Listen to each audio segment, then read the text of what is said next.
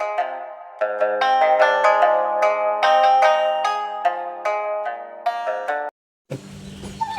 good morning, mga masters. So, kahit ulan, nagkaano tayo, no? Panabot. Ano ba mo po dito? Sige, pulang. So, kahit busy, hindi talagang gusto ko pumunta dito. Share a simple insight. Hindi ko naman sa atin. Ano ba yung Para di halo-halo na. depression at anxiety? Saan ang galing? So, ang depression at anxiety, saan ang galing yan? Sa ignorance. Sa mind natin, di ba? Oo. So, ibig sabihin, we have unhealed mind. Yes, ay. So, to heal the mind, anong kailangan natin? Prayer. Ito yung, ano mo, mamibigay ng prayer. Ganito lang. Meditation. So, ang magbigay ng meditation, ganito lang. Kasi kahit yung idiot, marunong mag-meditate. So, to heal the mind, you need to have understanding, wisdom. So, kailangan mo siyang i-ace. Ano ba ang depression? Depression is ang buhay na gusto mo ay hindi sumang-ayon. Anxiety is too much thinking. Diba? Hindi natin kontrolado yung isipan, kaya tanong iniisip natin. Sabi nga ni Eckhart Tolle, ang anxiety is too much future, not enough presence. Yes, ay. So, we need to have understanding. Kasi pag magulo ng isipan natin, kailangan naman natin understanding. Unang-una, ano yon? Ang unang-una is maintindihan mo na wala sa iyo sa mundong ito. You came nothing, you go without nothing. Nothing. Yes, Dapat ay. mo maintindihan yan. Yes, ay. Kasi ibig sabihin yan, hindi pwedeng magkaroon ka na, hindi pwedeng magkaroon ka ng bahay, magkaroon ng sasakyan. Hindi naman problema yung position eh. Ang problema yung position. The one who possess. Kasi pag nag-possess tayo, ganoon din ang attachment. Wala na. Madidepress tayo. So kailangan mong maintindihan na wala sa iyo sa mundong ito. Kahit na magkaroon ka ng anak, asawa, hindi yan sa iyo. Tinatawag mo lang yan na experience. Sa mundong ito, experience lang natin lahat. Nagkaroon ka ng anak, bilang ama, naging experience mo yun, pero hindi mo talaga siya sa iyo. Kasi ang nangyayari sa atin, iyak ka na pag mamatay, di ba? Anak, ganyan. Tapos kapag may minamahal ka naman, akin ka lang. So, pangit yun eh. You kill already the love. Kasi ang love is freedom. You always love. Ang love at saka freedom, parating magkasama yan, hindi yan pwede maghiwalay. So the moment you possess, depression ang kasama yan. So, yun nga, kailangan una mong maintindihan, magkaroon ka ng wisdom. Kasi kung mayroon kang ganyan, pag may tubol ng buhay mo, okay, wala namang akin sa mundong ito. Your mind, mag-iis. Tapos, pangalawa, is nothing permanent in this world, but change. So, lahat ng lovers mo, mag-change. Mga anak mo, mag-change.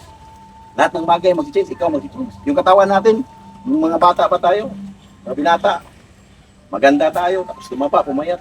Mag-change hanggang magkakasakit tayo, mamamatay tayo. Everything is change. So, kapag mayroon kang dalawang understanding na ganyan, yung mind mo mag-ease. So, you need to ease your mind. Ngayon, pag nag-ease your mind mo, ito yung pangatlo kong advice. Be alone. Ang problema kasi sa atin, kapag na-depress na tayo, o nagkaroon ng attention, tawag agad tayo ng kaibigan. Saan ka ba? Imbis na, intindihin mo ang iyong sarili, gusto mong maintindihan kanila. So, para nga sa akin, ang greatest addiction sa mundong ito, hindi drugs, hindi codependence. Gusto mong may umintindi sa'yo, dapat intindihin mo muna sa sarili. Be alone. Ngayon, kung mayroon ka ng wisdom na yun, magsasilent yung mind mo, harapin mo yung sarili mo, isipan. Kasi, ang isipan natin, ay ating slaves yan. Hindi natin yan master. Kung nakikita mo, pag nagme-meditate tayo, nakikita mo, may thoughts dumating. Tapos, may space, may thoughts na naman. So, yung space na yun, yun yung presence. Kapag na-master mo yan, yung untouchables, yung depression na yan, yung anxiety na yan, naging totoo yan kasi yung ego mo, naging totoo. So, kapag naging totoo yung ego mo, Ibig sabihin, ang reality mo nasa mundong ito. Kapag ang reality mo ay nasa mundong ito, wala ka na. Kasi sabi nga nila, illusion lang to. So ang tunay na ilusyon ay hindi talaga ang mundo. Kung paano mo tingnan ang mundo. Mundo. Halimbawa, magkarelasyon tayong dalawa. Sabi ko, walang hiya ka, you cheat me. Tunay, pagmamahal ko sa'yo. So, ang paningin mo is nag-cheat siya. Pero sa totoo lang, you cheat already yourself. Kasi kung mahal mo siya, handa mo siyang ilito. Ikaw na nag-cheat. Kasi hindi mo talaga siya, hindi ka talaga tunay nagmahal, nag-possess ka. Yes, I. Kasi if you truly love, you understand. Love understand itself. Yes, I. So, nobody is cheating. You only cheat yourself. So, ang mundo hindi talaga ilusyon. Ang ilusyon is paano ang pananaw mo sa mundo. Ang hirap niyan kasi yung conditioning natin, ganyan tayo pinalaki. Ganyan nakikita sa paligid natin. Kaya kailangan natin ng mag-alone. Kaya nga yung buhay, kahit anong mangyari, mapansin nyo, pinipilit yung mag-isa. Kasi sabi ng soul, hey, I want to break free. Sabi ng soul, I want to break free. Kilalanin mo ako. So you need to know yourself. So kailangan mong maintindihan yung self, kailangan mong maintindihan yung mind, tsaka emotion. Kasi ang mind tsaka emotion, magkaibigan yan. Kapag meron kang thinking, nagkakaroon ka ng emotion. Kapag nagkaroon ka ng emotion, magkakaroon ka ng maraming thinking. So, magkasama ko yan. So, pag nandyan na yung magulo ang mundo, magulo na hindi mo maintindihan, breathe. Back to your own breath. Kasi pag nag-breathe ka, ibig sabihin nasa present moment ka. Breathe lang, yun ang pause mo. Walang iba. Breathe.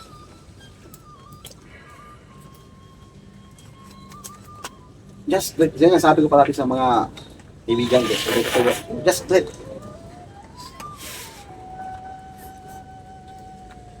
Huwag mong pilitin yung mga bagay-bagay. Lalo na pag overthinking ka. Ibig sabihin ng overthinking, wala kang tiwala sa sarili mo. Takot ka. Kasi anxiety fear yan eh. So takot ka sa outcome. Ang tao kasi, meron kasi nililisin na, we protect ourselves. Mas maganda, we open ourselves. Kasi yung protect, ego yun. Sabi ko nga kay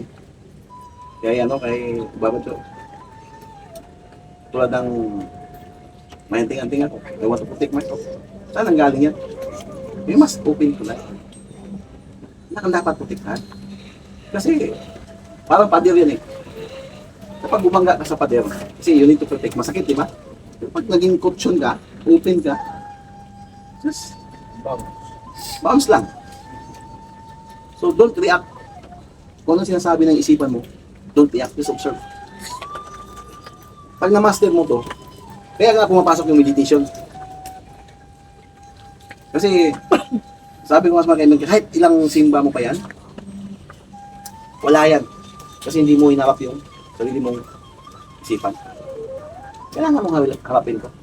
Ang problema, hindi yung circumstances mo. Ang problema, nadadala ka ng circumstances. Yung outside, naging inside. Dapat kung ano yung inside mo, yun ang gawin mong outside. Peace, love, joy, understanding, wisdom. Gawin mong outside yan. Nangyari, nadala ka dito. So, hindi madali. Pero kapag nandoon ka na, sabi mo, tagal pala akong niloko na isipan ko. Kasi ganun na nangyari sa akin eh. Nandun ako sa Saudi. Tumawa na lang ako bigla. Narealize ko, alam niya. Lahat pala ng pasakit ko sa buhay, ako ang may gawa. Hindi ang ibang tao. Sarili kong isipan. Sabi ko, ang tagal kong niloko yung isa sarili ko. So, ang problema, hindi yung iba. Kundi the way we see. Kasi pag sinabi natin problema yung iba, problema na rin yun. So, the greatest ng depression sa anxiety Hindi yung, diba, may mga gamot na ngayon, binibigay. Yung mga, isa na pa, awareness. Awareness mo sa isipan mo. Kasi, awareness, tsaka love, magkaiba lang yan sa salita. Pero sa totoo lang, parehas lang yan sa experience. Kasi ang love, hindi yan emotion. Kundi, the awareness, the presence within you. Yun lang. O sinasabi ng God sa sarili niya. Sabi ng higher self. Actually, yan yung presence sa loob. Siya nakakakita kung ano yung nararamdaman mo, ano ang iniisip mo. Pag na-touch mo yung dimension yan, sabi ko nga, hindi anumang bagay ang magpapaawi sa'yo. Hindi awareness. The moment you become aware, mamaster mo yan eh. Sa sarili mo. Basta first, huwag kang mag-blame. Accept na good and bad, anong mangyari sa buhay mo, ikaw ang may dahilan. Kasi the moment you blame, wala na, close na, sila ito naisipan. Sabihin mo lang, kapag magulo ang mundo, magulo, ano ba ang, balik mo yung tanong, ano ba ang tinuturo sa akin ng sitwasyon ito? Kasi yung tanong na yan, mapupunta ka sa inward, hindi sa outward. Hindi lang, ano bang dapat mong gawin na masolve itong problema na to? Ano ba ang tinuturo sa akin ng sitwasyon? Anong gusto nang ipapakita? Silence. Mag-isa ka. Ganda kaya na mag-isa. Kasi kung hindi ka marunong mag-isa sa mundong ito, ibig sabihin, ayaw mo kasama sarili mo. Kahit may pamilya ka, kahit kailangan din, mayroon ka sa time na mag-isa ka lang sa sarili mo. Give always time to yourself. Kasi doon mo makikita yung mga attachment mo sa buhay. Actually, wala namang ibang pasakit sa mundo ito, attachment lang na nanggaling sa ego natin. Yun lang. Tapos sa isipan lang natin. Dito lang, nakatira. Wala na. Tandaan lang natin, ito lang. Pag magulo ang buhay nyo, sabi mo, wala namang akin sa mundo nito. Di ba pag naano mo, na-realize mo yan, nagkakaroon kayo ng ace. Nagkakaroon kayo ng okay fine, let go. Pangalawa, nothing is permanent. Pangatlo, be alone. Learn the language of silence. Kasi nandoon ang tanong, nandoon ang sagot, ang silence. Huwag mo lang din pilitin. Kasi pag pinipilit mo, ibig sabihin, chini-chase mo. Daway pilitin mo isang bagay, para bang malayo siya. Katulad ng awakening. Gusto mo maging awake, lalo. Yung awakening kasi, ikaw na yan eh. Yan yung human natin eh. Yan yung nature talaga natin. Hindi mo yan kailangan i-chase. Just be it. Ika nga, yung love, hindi mo kailangan i-chase. Just be it. Ang kailangan mo lang walain, yung ways of, yung mga unloving ways. Maging open ka. Ang open mind kasi, yung ibig sabihin ng open mind is empty mind. Hindi yung maraming knowledge. Nagbabasa ka ng libro, nag-aaral tayo. Knowledge yun eh. So dagdag ka ng dagdag. Napupuno yun. Kaya nga yung mga nangyari yun, nagdidebate. Kasi sa knowledge yun. Gusto mo ng open mind, you need an empty mind. Sa Zen, ang tawag dyan is beginner's mind. Kasi doon magsisimula ang understanding. Hindi nyo kailangan intindihin yung ibang tao. Hindi nyo lang sarili nyo. Sapat na yun. Maintindihan nyo na yung mundo. Kasi ang mundo at ang sarili nyo, iisa lang yan.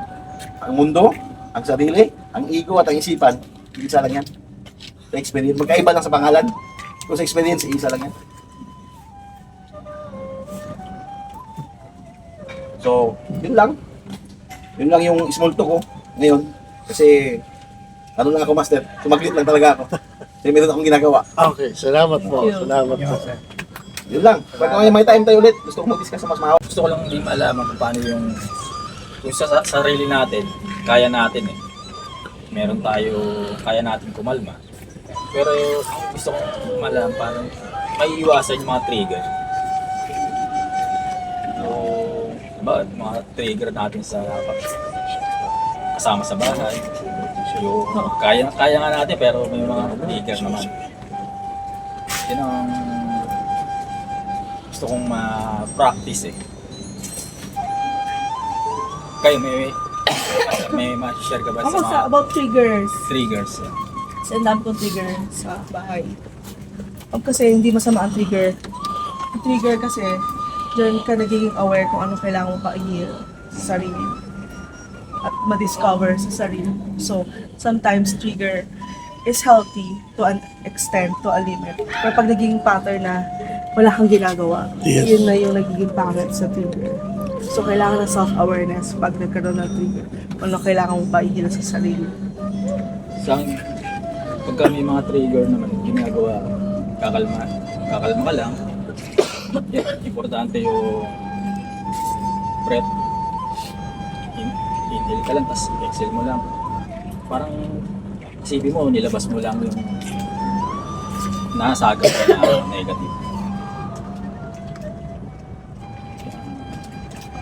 Eh po. Pa. So yun nga yung mga master, yung mga manifestations ngayon ng mga planets natin. No? Nabanggit mo kanina yung Neptune and Aries.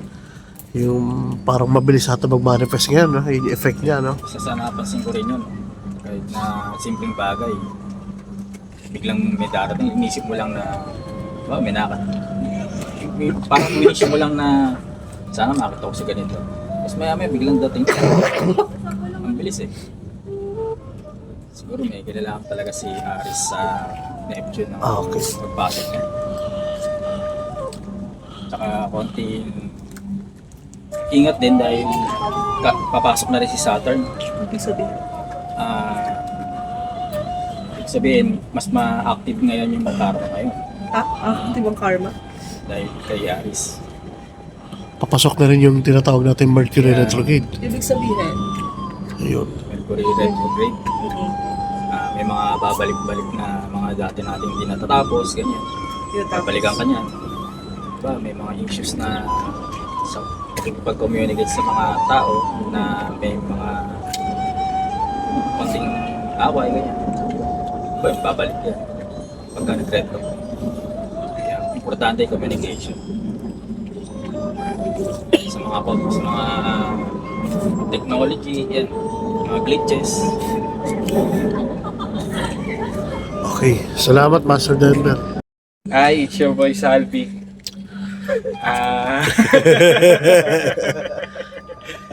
Ang share ko lang is the importance of self-love.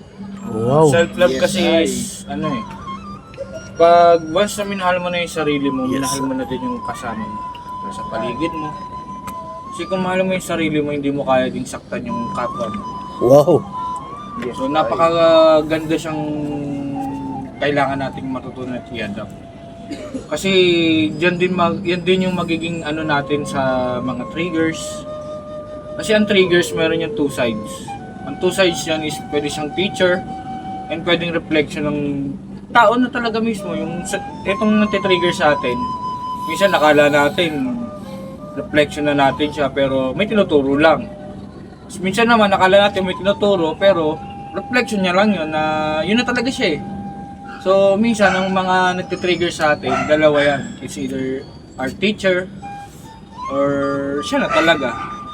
So kung nalaman mo yung message, kung naano mo kagad yung message na kasi minsan ipaprocess mo din yun eh. Una, titignan mo muna yung sarili mo. Nasaktan ba ako sa sinasabi nito kung tinitrigger ako? So kung hindi ako nasaktan, ibig sabihin, hindi ako may problema. Siya may problema. So ganun siya nag-process. Pero kung mahal mo yung sarili mo, kahit naman trigger siya naman trigger sa'yo, hindi ka maapektuhan. Yes, ay. Kasi you already love yourself and you already love her or him. So yan ang importance ng self-love. Ganda na binanggit mo. No?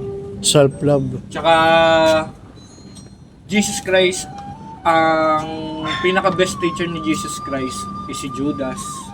And yung mga taong gumawa sa kanya ng masakit. Kasi yung nagturo sa kanya ng love. Doon yung natutunan kung paano yakapin si Judas at halikan. So, ang greatest teacher ni Jesus Christ is yung mga gumawa sa kanya ng mga masakit. Kaya niya binali sa sarili At niya. saka pag ngayon nahihirapan tayo, nakakaramdam tayo ng hirap sa life. lagi nating tatandaan na is already balanced. Sometimes may mga dapat na mangyari. And lagi nating tatandaan na wala tayong ginagawang mali.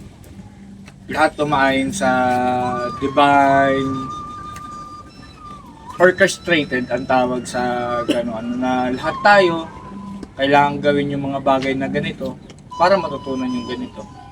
Na parang it's already in a note na nakasalansan na. Kaya walang mali. Kahit namin, makakaramdam tayo ng kaguluhan, makakakita tayo ng kaguluhan, makakaramdam tayo ng pain, pero once na naisip natin na wala namang mali, it's already perfectly imperfect. Para siyang ganun. Yun lang. Galing. Salamat Salamat, Master Salvi. Hello everyone, si PJ ng Spiritual Guide Philippines.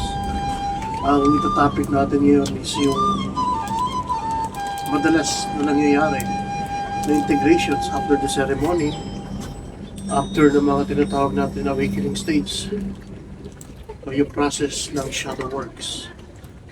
Ito'y hot topic, no? Lagi ito sa spiritual talks. Ano nga ba yung tinatawag natin shadow works? So, ang shadow works, ito yung pinagmulan ng ating wound. Ano ba yung wound? Yung mga masasakit na nangyari sa life natin. Simula ng ating pagkabata hanggang sa kasalukuyan na until now is hindi natin siya natatanggap sa sarili.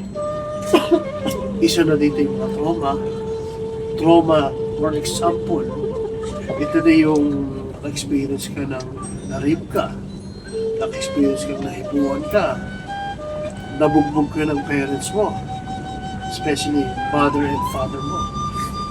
So nagiging trauma siya sa isip natin, no? At yan nangyayari, dala-dala mo siya until now. Bakit nagiging dala-dala natin siya until now? Because nagiging pinili din natin siya na madala natin siya hanggang ngayon, no? Instead of palayain natin yung sarili natin, buksan natin yung puso at isip natin. But ang lahat din ng yun is kasama sa process ng buhay natin. Kasi nga, dito natin pag-uusapan na yung mga tama at mali sa life natin. Dire-diretso ang buhay natin na hindi natin namamalayan o wala pa tayong buwang pagdating sa salitang shadow works. Since habang tumatanda tayo, nalalaman natin na may ganito pala ang shadow works. Ano nga ba yung shadow works? Ang shadow works is para siyang multo ng nakaraan. Paulit-ulit siyang babalik sa iyo. Minsan makakita ka rin ng mga pag hindi mo siya naaagapan, nakakita ka rin ng mga entities, nakakita ka rin ng mga shadows, ng mga lower spirit, because yung mind mo is nandoon sa past, sa nakaraan. Instead na tanggapin natin yung buhay natin ngayon.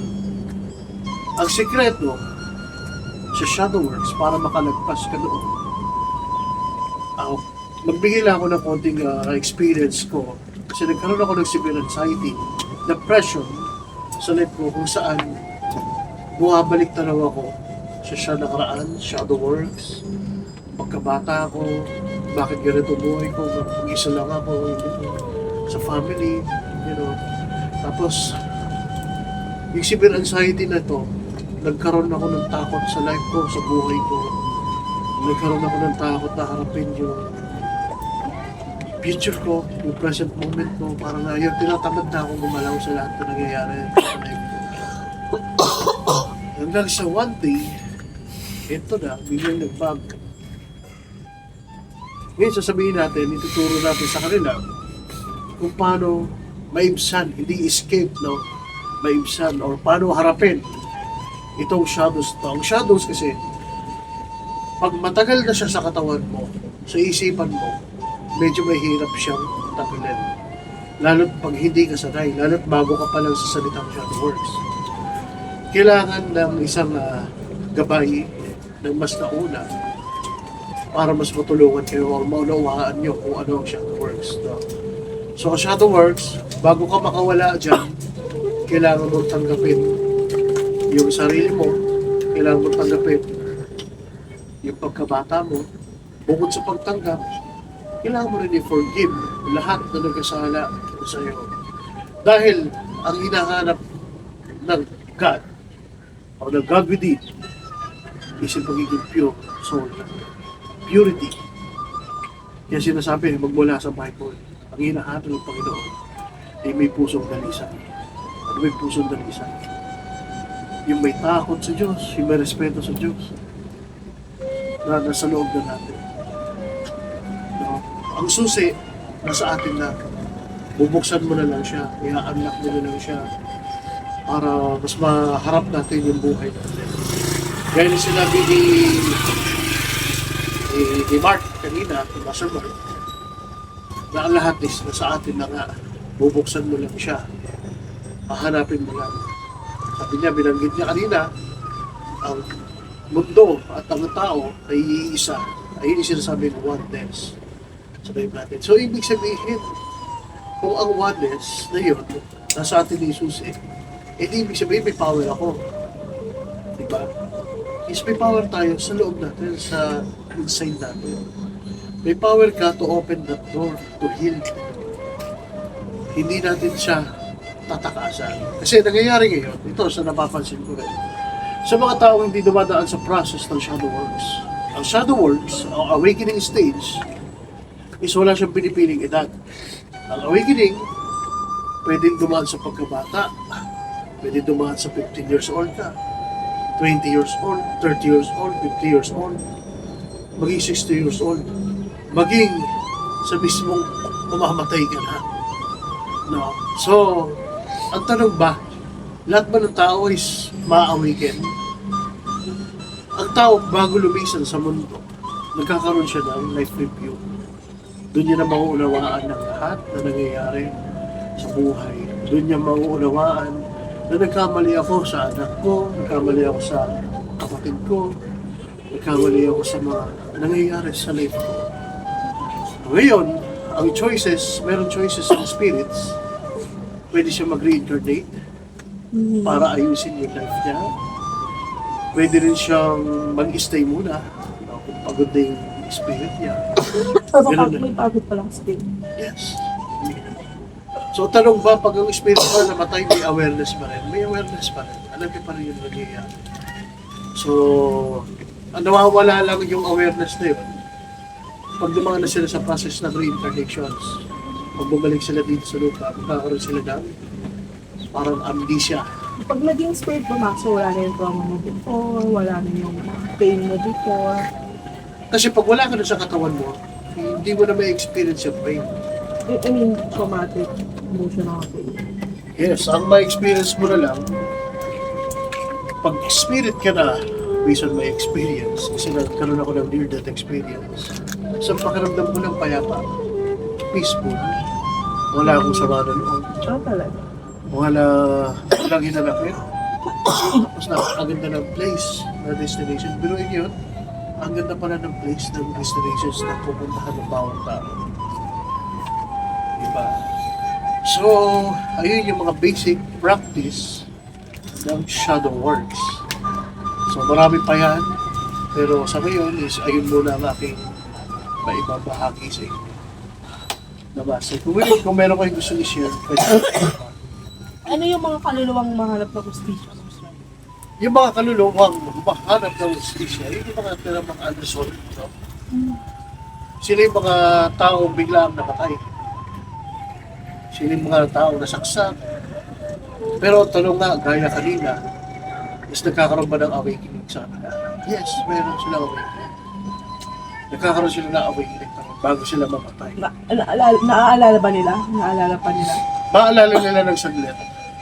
Tapos pag alis ng spirit sa katawan nila, mag-aalis mo na yun, pupunta sa parang siyang